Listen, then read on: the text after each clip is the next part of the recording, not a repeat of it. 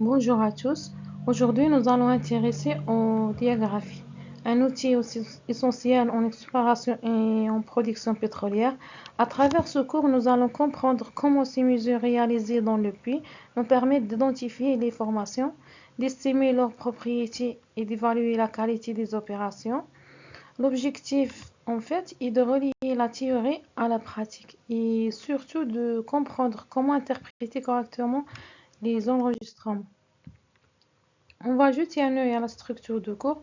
On commencera par une introduction en diagraphie, puis on verra le système d'acquisition. Ensuite, on parlera des diagraphies différées, puis de leur interprétation et enfin des diagraphies de production. On va y aller étape par étape, tranquillement pour que tout soit clair. La diagraphie apparaît dès l'exploration avec la géologie, la géophysique et le forage. Elle permet d'identifier les formations, d'évaluer les réservoirs potentiels et de guider le forage. En fait, pendant le réservoir engineering et le développement, elle fournit des informations précises sur les propriétés de réservoir, ce qui aide à planifier l'exploitation et à optimiser la production. Enfin, lors de la production, la diagraphie permet aussi de suivre l'évolution du puits, d'évaluer la performance des réservoirs et de détecter d'éventuels problèmes. Ainsi, la diagraphie est un outil central et incontournable à chaque étape, portant des données essentielles pour prendre les bonnes décisions. Les mesures diagraphiques ont plusieurs objectifs.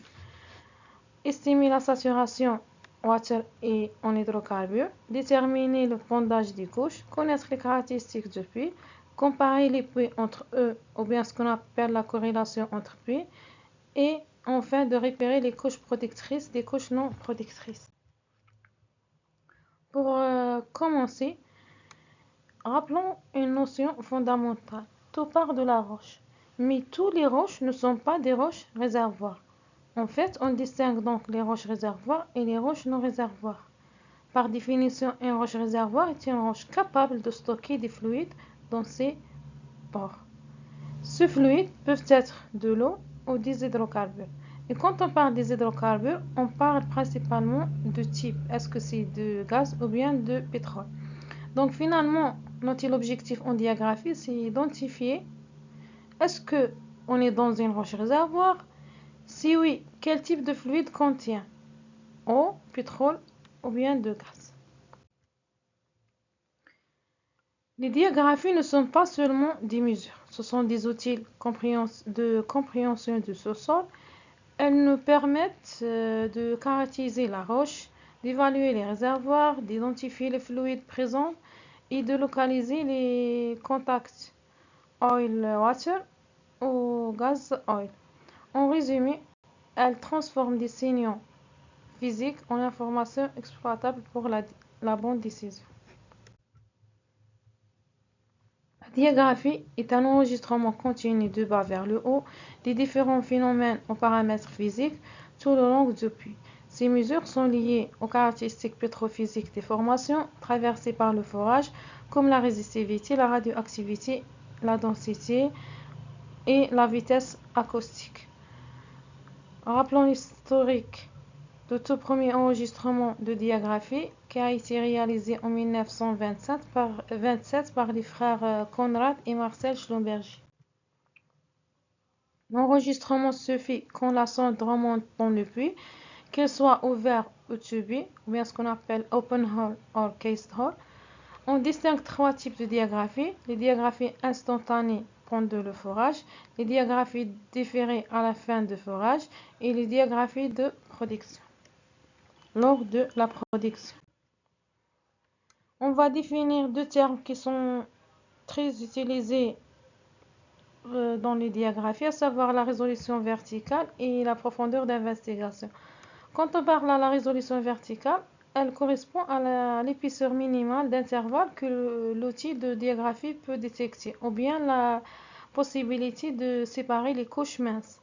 Quand on parle à la profondeur d'investigation, elle correspond à la distance horizontale que l'outil peut inspecter à partir de son axe ou bien la distance parcourue par le signal.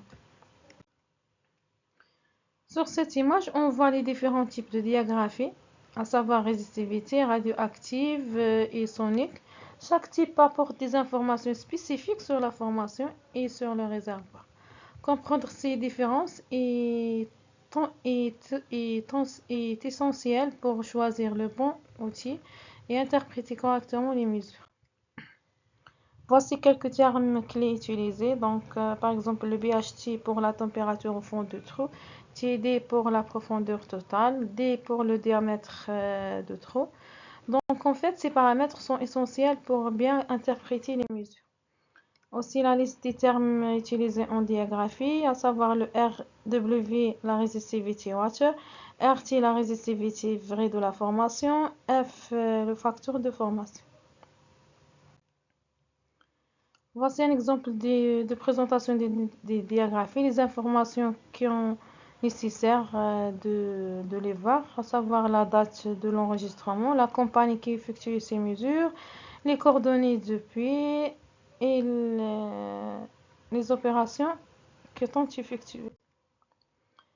Voici un exemple des enregistrements des diagraphies, donc à savoir le PS, le gamma ray, les diagraphies électriques. Donc on va la détailler par la suite de cours et voir comment se fait l'interprétation de ces logs.